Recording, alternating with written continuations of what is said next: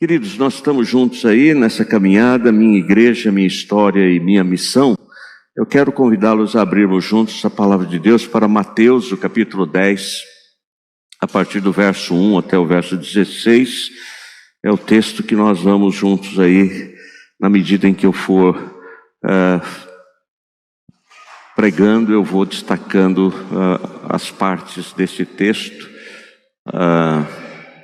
aonde Jesus Cristo está comissionando os seus discípulos para que eles então coloquem em prática toda a experiência, toda a convivência e a escola em que eles estavam matriculados. Então, pode deixar lá mesmo, Leandro, obrigado.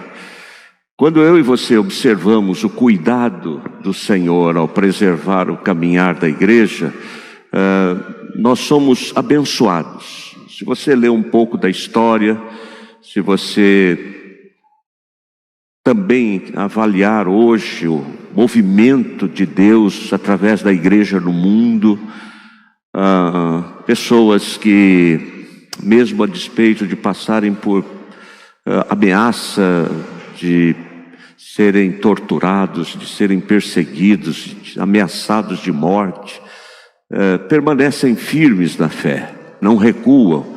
Então, observar isso, fazemos bem quando nós podemos olhar e perceber como Deus cuida de nós, como Deus cuida da igreja.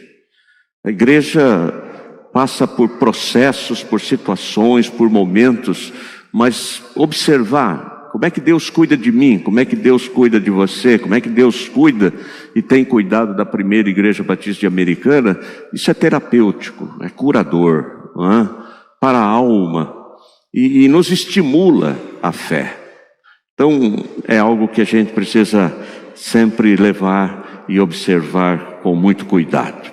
O reino de Deus foi inaugurado com Jesus. Jesus é a presença marcante e radical da realidade deste reino no mundo. O reino de Deus não é a igreja. A igreja está inserida no reino de Deus. Nós fazemos parte do reino de Deus. Porque o reino de Deus é o lugar onde Deus reina e prevalece sobre todos os corações e desejos. Então o mundo precisa identificar em mim e em você, na igreja, os sinais do reino de Deus. Quando eu falo de reino de Deus, a minha vida revela esses sinais na autoridade que Jesus Cristo tem sobre a minha igreja, sobre a minha vida. E se perdermos de vista a palavra de Deus, a Bíblia, nós corremos o risco de ser um grupo, de ser um ajuntamento de pessoas, de ser uma ONG, de ser uma entidade filantrópica, de ser um Lions Club, de sermos alguma coisa, menos igreja. Então a palavra de Deus deve ocupar papel principal, preponderante na igreja, na vida de cada um de nós, porque senão eu e você começamos a correr em busca das nossas causas, das nossas bandeiras, e não da causa de Cristo. A gente começa a levantar uma bandeira que é minha. Eu interpreto o mundo, a situação em que eu estou vivendo, e levanto uma bandeira. De repente, essa bandeira não é a bandeira de Cristo. E eu posso estar imaginando que eu estou fazendo a vontade de Cristo, fazendo a minha própria vontade, ou defender do meu próprio ponto de vista, né?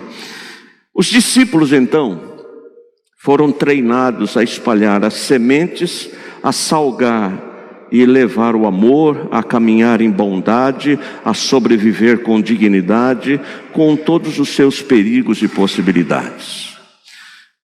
Antes do capítulo 10, nós temos o capítulo 9. E no capítulo 9, Jesus Cristo faz um pedido, ou ensina seus discípulos a fazerem um pedido. 9, 37 e 38 diz assim: então Jesus disse aos seus discípulos: a seara é grande, os trabalhadores são poucos. Por isso, peçam ao Senhor da seara que mande trabalhadores para a sua seara. Jesus está nos ensinando, presta atenção nisso, que eu e você somos resposta de Deus às nossas orações. Porque eu estou pedindo a Deus que Ele envie trabalhadores para a sua seara, porque os trabalhadores são poucos. E aí eu oro a Deus dizendo assim: Deus, traz pessoas para a nossa igreja, traz pessoas que nos ajudem a realizar a tarefa que o Senhor nos deu. Deus, responde a minha oração levantando jovens que realmente temam e amem ao Senhor, pessoas que se envolvam no ministério. Eu estou orando assim, e de repente Deus está dizendo: você é a resposta. A resposta à minha oração a Deus sou eu mesmo, porque é eu que me levanto, é eu quem atendo a oração que eu estou fazendo em relação aos desafios que a igreja vive. Nós precisamos ter aqui na igreja um quarteto, um conjunto vocal. Nós precisamos ter aqui na igreja uma orquestra. Onde estão essas pessoas? Aqui. Hoje, nós ouvimos aqui, é um quarteto e um quinteto, na verdade, né? É um sexteto. De repente, esses irmãos são convocados a estarem participando dos nossos cultos. Por quê? Porque o quarteto Som Divinal, tínhamos acertado que eles permaneceriam conosco hoje. Mas de repente o Alexandre diz assim: pastor, nós votamos em São Paulo e a gente gostaria de votar. E quando nós planejamos isso alguns meses atrás, passou batido esse negócio de votar no dia 6 de outubro. Passou batido.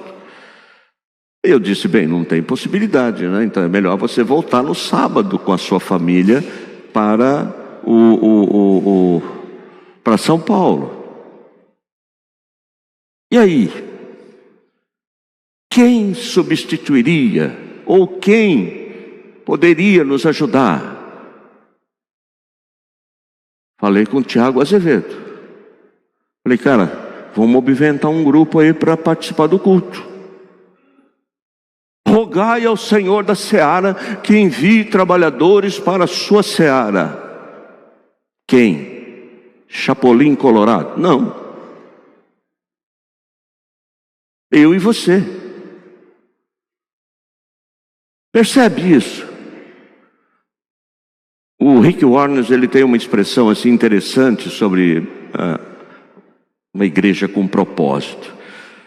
Ele diz que quando você se sente incomodado com alguma coisa relacionada à igreja, ele conta a experiência de um rapaz que o procurou, porque ele queria iniciar na igreja um projeto com pessoas, motociclistas.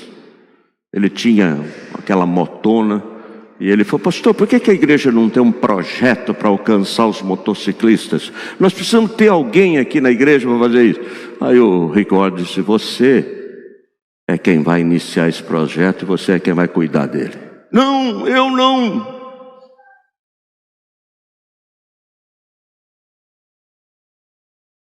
Então, se você se sente incomodado com alguma coisa, Deus está dizendo para você que você é a resposta à oração.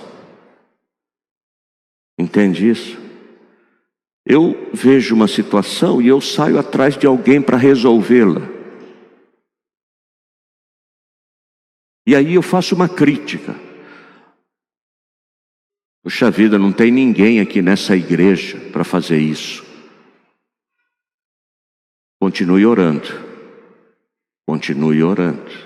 E quando Jesus diz sobre a seara é grande e os trabalhadores são poucos, por isso peçam ao Senhor da seara que mande trabalhadores. No grego, isso aqui significa assim, que empurre, tire as pessoas do seu comodismo.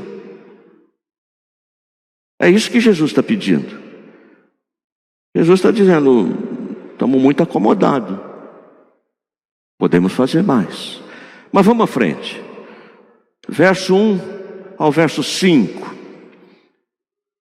de Mateus 10. Você está comigo aí? Tendo Jesus chamado os seus 12 discípulos, deu-lhes autoridade sobre os espíritos imundos, para os expulsar e para curar todo tipo de doenças e enfermidades. Ora, o nome dos 12 apóstolos são esses. Primeiro, Simão, chamado Pedro, André, seu irmão, Tiago, filho de Zebedeu, e João, seu irmão, Filipe e Bartolomeu, Tomé e Mateus, o publicano, Tiago, filho de Alfeu, e Tadeus, Simão, o Zelote, e Judas Iscariotes, que também foi quem o traiu. Então Jesus está enviando os seus discípulos em uma primeira missão de treinamento. Então você fez o curso, você passou por todos os estágios do curso, agora vamos para campo, vamos fazer isso aí, vamos cumprir tudo aquilo que a gente aprendeu e que vocês viram eu fazer. Vamos lá, porque ser discípulo de Cristo é nós imitarmos, não é?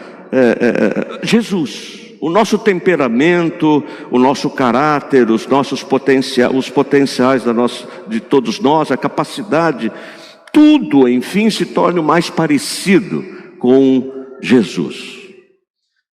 Esses discípulos, esses homens, cada um deles tem uma história. Cada um deles tem uma história. E com a história que eles tinham, eles são chamados a integrar o colégio apostólico, o círculo dos discípulos. Cada um desses homens tem lutas, frustrações, expectativas.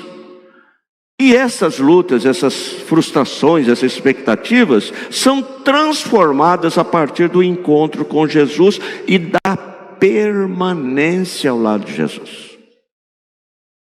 Não importa o que você tenha vivido domingo passado, se você não estiver perto de Jesus, caminhando com Jesus hoje, muito provavelmente você será inundado por tantas coisas que acontecem que de repente você esquece tudo que você já aprendeu ou tudo que já lhe foi ensinado a respeito de caminhar com Jesus. Vamos lá conhecer um pouquinho sobre os discípulos. Pedro e os irmãos Tiago e João. Eles eram pescadores, diz a Bíblia, e eles tinham uma empresa de pesca. Eles tinham uma empresa, eles sobreviviam da pesca e largam tudo e vão seguir Jesus. Pedro, Tiago e João. Tiago e João, eles foram chamados por Jesus de filhos do trovão. Filhos do trovão. Os caras eram tão bons, gente tão boa, que o próprio Jesus apelida os caras de filho do trovão. Isso não deve ser um negócio assim, ameno. Não, assim, não é? Sou uma florzinha de Jesus. Nunca eles iam cantar esse negócio aqui. Não ia cantar mesmo. Os caras também você não canta, né? Sou uma florzinha de Jesus. Ou um outro cara. Eles tinham um caráter intempestivo. Olha o que acontece num determinado momento com Tiago e João. Tiago e João, eles foram designados pelo colégio apostólico, por Jesus, para serem aqueles que iam nas cidades para cuidar da logística, para que Jesus e os discípulos tivessem algum tipo de hospedagem, de conforto, de alimentação. Aí chega num determinado momento, numa aldeia de samaritanos, ninguém quis hospedar Jesus, nem os discípulos. Ninguém. Rapaz, Tiago e João eles disseram assim: Jesus, nós vamos mandar descer fogo do céu para consumir esse povo todo aqui. Povo ruim. Tem que tocar fogo em todo mundo. E aí Jesus, com aquela doçura dele, né? Ele diz: vocês não sabem que espécie de espírito vocês são, pois o Filho do Homem não veio para destruir a vida dos homens, mas para salvá-los. Olha os dois aqui, Pedro, Tiago e João. Começa o colégio apostólico. Você convidaria essa turma para caminhar com você, cara? Pensa bem, né? Esse negócio aqui é maravilhoso. Aí, o irmão de Pedro era André.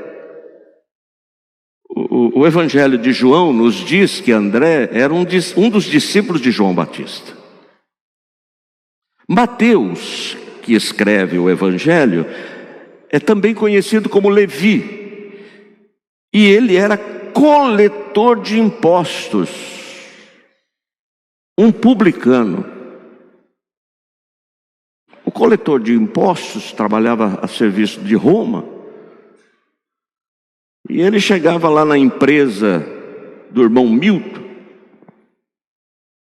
e cobrava o imposto do irmão Milton. Só que o imposto que ele cobrava era um imposto, ele extorquia, na verdade. E uma parte desse dinheiro ele mandava para Roma e uma parte ele ficava com ele. Então era um camarada assim. E esse cara se converte. Com certeza Mateus era um cara bom de grana. E ele, depois de se converter, organiza uma festa, olha só, e convida todos os amigos dele para a festa, para comunicar aos amigos dele que agora ele era um discípulo de Jesus e ele estava largando o trabalho dele, que era algo extremamente desejado, para seguir Jesus. Fantástico. A gente faz festa no aniversário dos nossos filhos, a gente faz festa por uma vitória alcançada, a gente faz festa na formação dos filhos. A gente deveria fazer festa na conversão.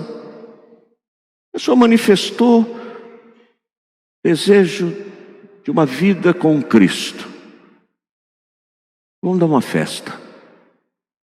Qual o motivo da festa? Eu estava morto, revivi.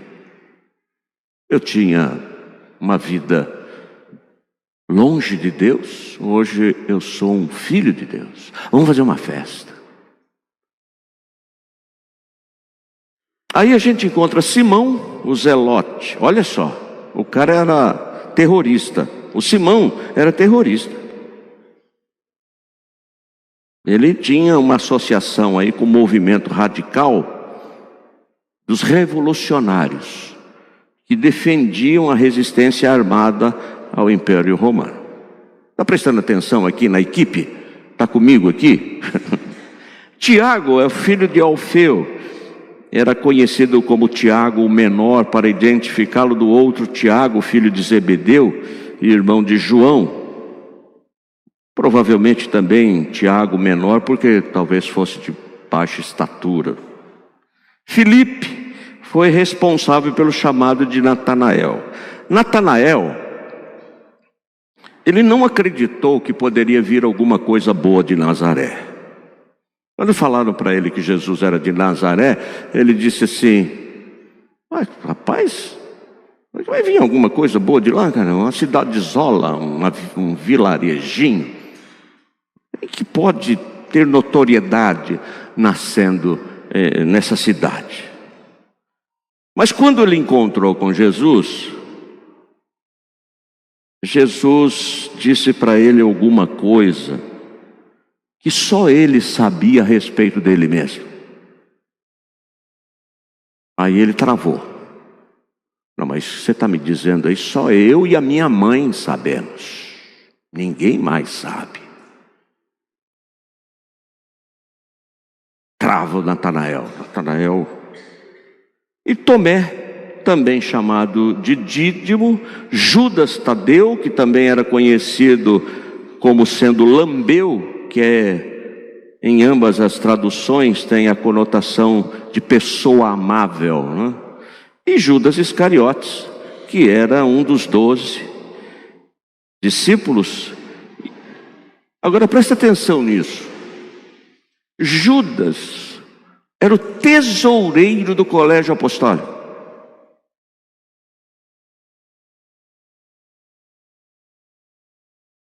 Judas é o tesoureiro. Entregaram a ele a responsabilidade de cuidar das finanças do ministério de Jesus. É essa turma que está aqui. São essas pessoas a quem Jesus está atribuindo uma responsabilidade de impactar o mundo. Quando a gente para olhar sobre isso e ver isso, a gente vai descobrindo que o poder é de Deus e não é a nossa inteligência, a nossa capacidade, mas é sempre Deus. É sempre Deus se manifestando. É sempre eu e você sendo impulsionados, mas nunca seremos impulsionados para fazer a obra por nossa capacidade.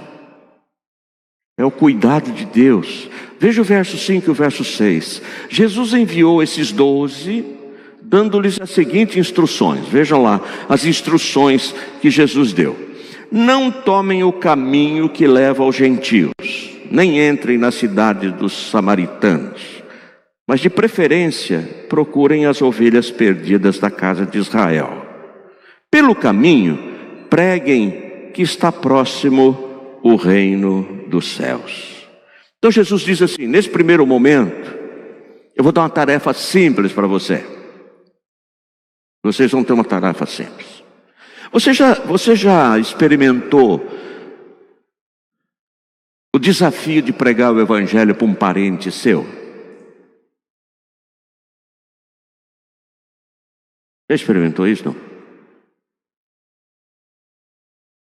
Seu irmão, sua mãe, seu pai, seu tio, e você diz assim, tio, eu preciso falar com o senhor sobre Jesus.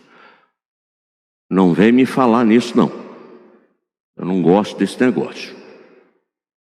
Cada um tem a sua religião, eu tenho a minha, você tem a sua. E se você quiser ser o meu amigo, não fale mais sobre isso. Já sentiu isso, não? Olha o que Jesus está dizendo para os discípulos. Vocês vão testemunhar, mas vocês vão testemunhar para os judeus.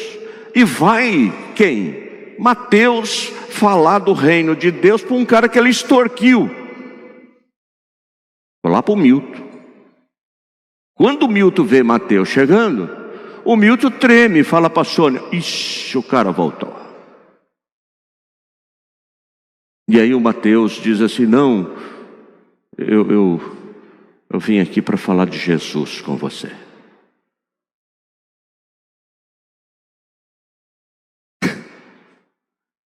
Onde que a gente começa a obra missionária, irmãos? Em casa. Em casa. É com os nossos.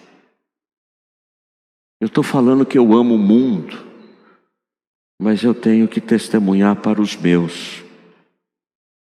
Uau! Que desafio! Que grande desafio! Então, Jesus dá uma pequena tarefa para os seus discípulos. Vocês vão pregar e testemunhar a respeito do reino de Deus, primeiramente entre os nossos parentes, entre os nossos familiares, entre as pessoas que nos conhecem. Verso 8 e 10. Curem enfermos. Perceba que há dois braços aqui, duas mãos, perceba isso. Jesus está designando os discípulos para testemunho, para pregação, para ensino, para discipulado. Agora Jesus está ensinando que a mensagem do Evangelho é acompanhada de ações. Não é só discurso, é ações. Não é só blá blá blá. Você tem que agir, você tem que fazer alguma coisa, você tem que se dispor a fazer alguma coisa, você tem que estender a mão, você tem que carregar alguém no colo, você tem que compartilhar o seu pão, você tem que dividir com alguém, você tem que fazer isso, senão o Evangelho acaba sendo apenas de palavras, nunca de ações.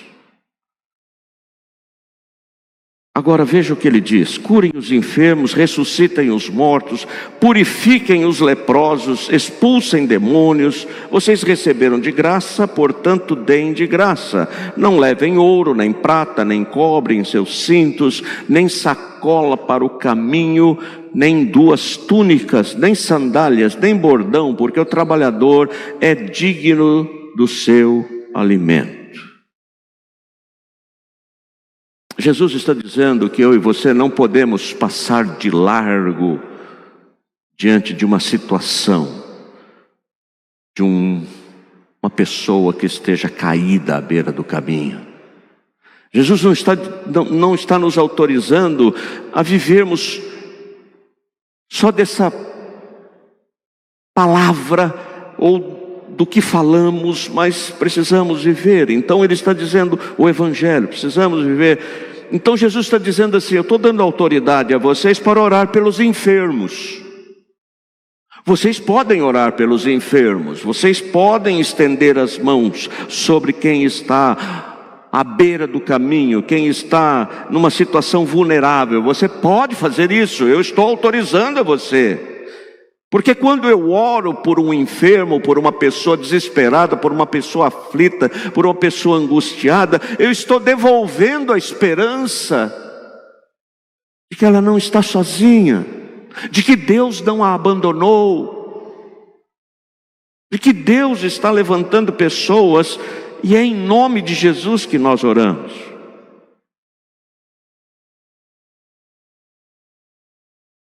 Eu estava descendo outro dia ali pela Silos, eu e a Moab, encontro uma mulher, a princípio, depois que nós descobrimos que era uma mulher, mas era um monte de pano atravessando a rua. De longe, eu fiquei olhando assim, o que é isso?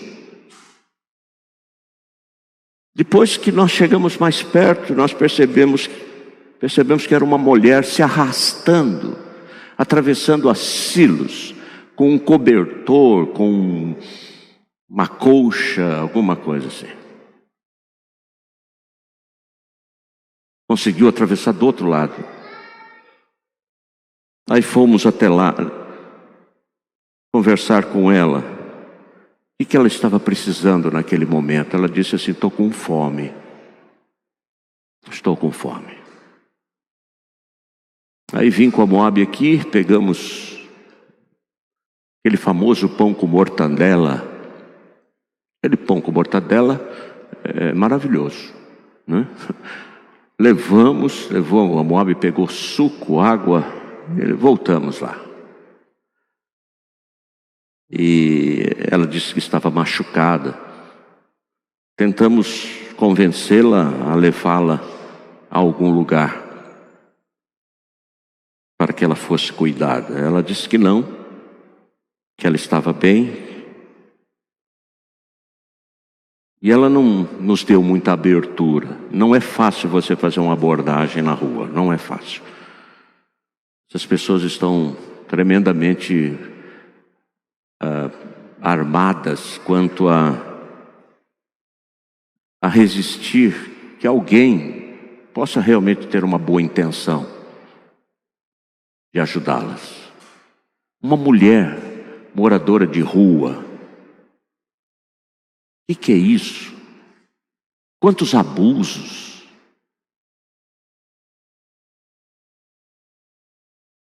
Quantas coisas essa mulher já viveu na vida.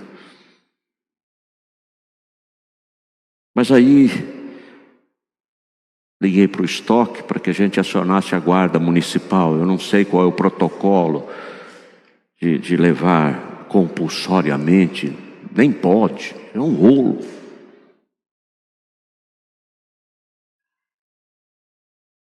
Mas o que eu estou dizendo com isso? E não estou me colocando aqui como pastor.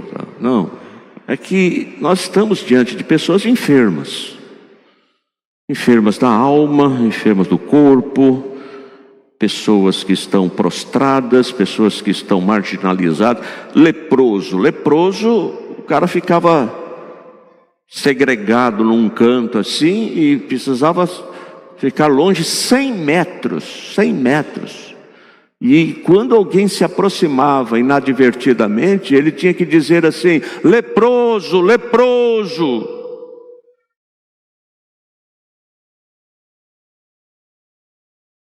Aí Jesus disse: vocês vão purificar os leprosos.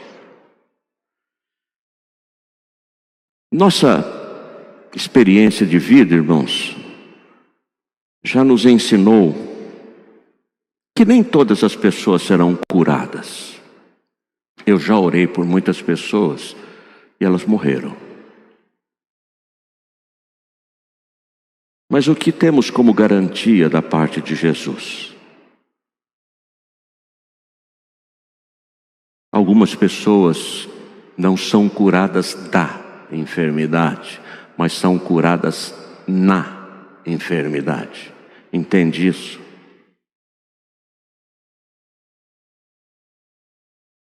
Pessoas que são curadas na enfermidade. A minha e a sua responsabilidade é orar, é impor as mãos, é pedir a intervenção de Deus, é pedir que Deus amenize a dor, é pedir que Deus possa manifestar sobre aquelas pessoas sua misericórdia, sua bondade. E aí Jesus tem o cuidado de dizer assim: vocês receberam de graça, portanto deem de graça. Infelizmente nós vivemos hoje a pregação do milagre em troca de uma oferta. Já ouviu alguma pregação assim?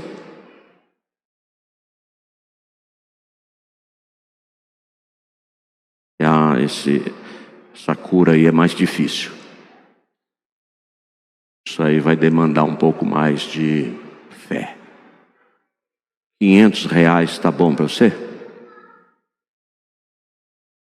1.000, você pode pagar 1.000? Olha o que Jesus diz. Nós não podemos transformar o Evangelho em comércio.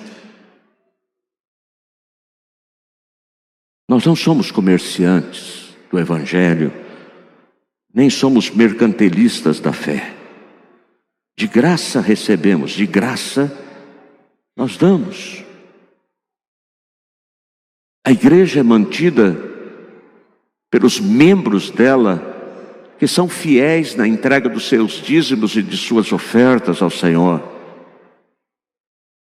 Não há negociação. Não se negocia nada. É o Evangelho. É o Evangelho de graça. De graça recebestes, de graça dai. É esse o ensino. É esse o ensino. 11:15. E em qualquer cidade ou aldeia que vocês entrarem, perguntem quem nelas é digno, e fiquem ali até saírem daquele lugar. A palavra digno aqui é alguém receptivo ao Evangelho. Alguém que abra as portas da sua casa, alguém que convide você para entrar. Ao entrarem na casa, saúdem-na. Se a casa for digna, que a paz de vocês venha sobre ela. Se porém não for digna, a paz voltará para vocês. Se alguém não quiser recebê-los, nem ouvir as palavras de vocês, ao saírem daquela casa ou daquela cidade, sacudam o pó dos pés. Em verdade lhes digo que haverá menos rigor para Sodoma e Gomorra no dia do juízo do que para aquela cidade. O que Jesus fala aqui? De um costume, de uma prática judaica. Se você chega num lugar e é bem recebido, e as pessoas então estão abertas a ouvir a palavra de Deus, e você pode orar por aquelas pessoas, e você pode testemunhar a sua fé, a paz do Senhor permanece. Mas se aquelas pessoas rejeitam o Evangelho e ridicularizam o Evangelho e não querem ouvir e não querem que você fale de Cristo na vida dela, você sai daquela casa. E quando você sai daquela casa, você sacode os pés. Isso era uma prática. Por quê? Porque o ensino era de que aquela situação você não deveria levar com você. Então você foi agredido, você foi ridicularizado, a pessoa menosprezou Jesus, e você sai dali, não, você sai dali e faz assim, dizendo assim: eu sigo o meu caminho e não carrego comigo o que eu ouvi aqui. Eu não carrego comigo a atitude de vocês. Eu não carrego comigo o que vocês disseram. Eu sacudo os pés, o pó dos pés. Nós somos tremendamente influenciados por aquilo que nós ouvimos. Muitos de nós desanimamos até quando vamos testemunhar e alguém faz algum comentário ridicularizando, fazendo alguma coisa, né? E aí aquilo fica martelando na nossa cabeça e a gente fica indignado também. Eu quero dizer para você que nós não somos advogados de defesa de ninguém. Se você for pregar o Evangelho e alguém te atacar porque o pastor foi acusado não sei do que, você diz assim: eu sou testemunha de Jesus, eu quero falar do Evangelho. Porque senão a gente fica numa brigaiada danada, defendendo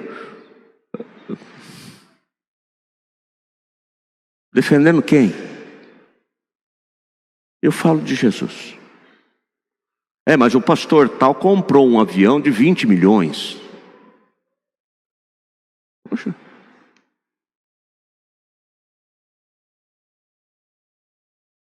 Eu quero falar de Jesus com você. Ele vai prestar conta a Deus se esse avião, se os 20 milhões, se não sei o que foi, não sei o que foi. Então você sacode os pés, entendeu? Dá aquela e entra e vai embora. Não leva nada com você. Coisa que não é boa, não leve com você não. Não leve com você. Deixa para lá. Fica levando esse negócio. Nós devemos ser persistentes na proclamação do Evangelho, das boas novas, mas também temos que ter o bom senso de não ficar insistindo com aqueles que ridicularizam o nome de Cristo e que zombam da nossa fé. Verso 16: eis que os envio como ovelhas para o meio de lobos, portanto sejam prudentes como as serpentes e simples como as pombas. O que Jesus está dizendo para os discípulos? Para nós: não use a lógica dos lobos. Qual que é a lógica dos lobos? Os lobos têm a sua estratégia, suas garras. Os lobos comem uma comida diferente e uma bebida diferente das ovelhas. Os lobos gostam de morder, mostram as garras, os dentes. Jesus está dizendo assim: não use essa estratégia. Não use essa estratégia. O crente não usa essa estratégia dos lobos. Mentir, enganar, passar para trás. Não, nós não temos isso não. E aí Jesus coloca aqui quase um zoológico: serpente e pomba, junto com lobo e ovelha. As serpentes são estrategistas. O crente precisa ser estrategista. Ele tem estratégias para pregar o Evangelho, para testemunhar a sua fé, para enfrentar os desafios da vida. E simples como as pombas, ou seja, mantenha a pureza. Mantenha a pureza. Essa é a nossa tarefa. Vivemos de forma digna do nosso chamado. E isso só é possível se nós vivermos em dependência do Espírito Santo de Deus. Romanos, Paulo diz assim, capítulo 16, verso 19: todos sabem como vocês têm sido fiéis ao Evangelho, e por isso eu me alegro por causa de vocês. Quero que sejam sábios a respeito do que é bom e não tenham nada a ver com o que é mal. Olha só, quero que vocês sejam sábios a respeito do que é bom e não tenham nada a ver com o que é mal. A última tela, Leandro. Louvado seja o Senhor Jesus Cristo por ser Ele, com a sua autoridade e amor, e não nós, em nossa fraqueza e desamor, que faz com que a igreja, que a Ele pertence, siga caminhando, siga caminhando, siga caminhando. Não sei quantos anos ainda teremos pela frente. Completamos então 85 anos. Não sei quantos outros anos ainda teremos, quantos anos ainda teremos, mas com certeza todos estes anos que ainda teremos será oportunidade de seguirmos caminhando à luz do Evangelho. Queria que nós temos mais uma música, não é? Temos mais uma música, um hino. Mas enquanto ouvimos este hino, quero pedir que você pense no que Jesus disse aos seus discípulos e a nós: a seara é grande. Aqui na Piba nós temos muitos desafios. Aqui na Piba nós temos situações que nos desafiam o tempo todo. O tempo todo nós estamos envolvidos com pessoas que estão desesperadas, que estão aflitas, que estão necessitadas.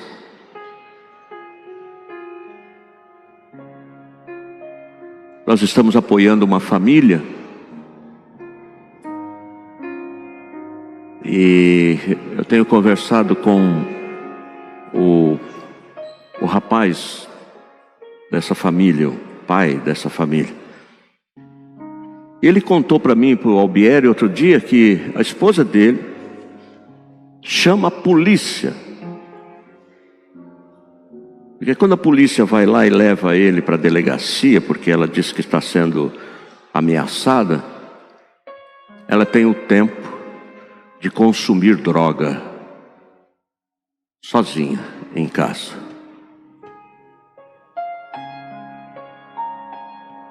Nós temos nos aproximado dessa família, oferecendo ajuda. A Shirley tem nos ajudado nisso, para que de alguma maneira essa mulher, que é bem nova ainda, não tem 40 anos de idade, seja ajudada. Às vezes ela sai de casa e volta 3 dias depois. 3 dias depois. Orem pelos desafios da igreja. Eu sei que você pode fazer mais do que você está fazendo. E essa oração diz isso: Senhor, tira o povo dessa acomodação. Desliga o ar-condicionado, Senhor. Tira os bancos. Fica todo mundo em pé.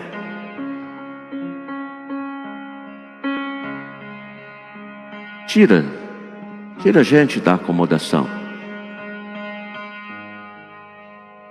Temos muito a fazer ainda antes da vinda do Senhor. Então, se você se sente inquieto, nós estávamos conversando sexta-feira, né? Sobre o ministério infantil. Né, Cris? Nós precisamos de homens para o ministério infantil. Nós precisamos de referências masculinas na vida das nossas crianças.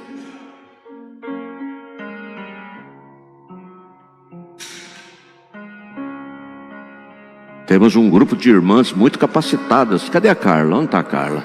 A Carla lá. O Leandro é o representante, né, Leandro? Dos homens. Fica em pé aí, Leandro. Aí, ó. Ele é um dos professores lá. Estamos precisando de mais.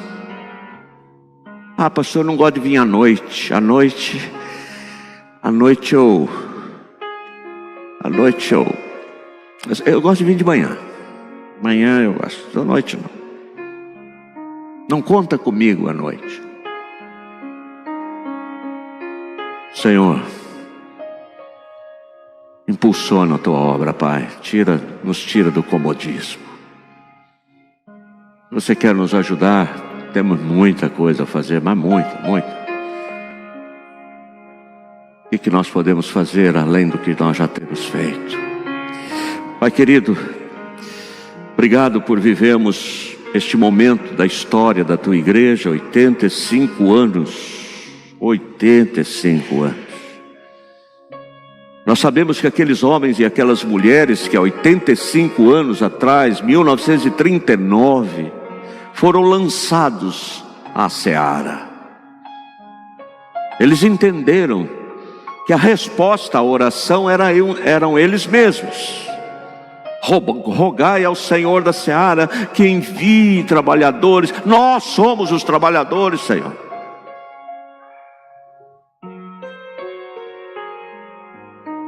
E se dispuseram a sair lá de Nova Odessa. Hoje Nova Odessa é um pulo, mas nos anos de 1939 só tinha uma opção: o cavalo, charrete e o trem. O trem podia trazer aqueles irmãos, mas o horário do retorno eles voltavam a pé e à noite, pelo meio do mato. Homens e mulheres, talvez com um farolete, talvez com uma lamparina. Rogai ao Senhor da seara que envie trabalhadores. Nós somos os trabalhadores, Senhor. Somos nós. Nós somos a resposta à oração que nós temos feito e que o Senhor nos ensinou a fazer. Tira-nos, ó Deus, do comodismo. É o que oramos em nome de Jesus. Amém, Senhor.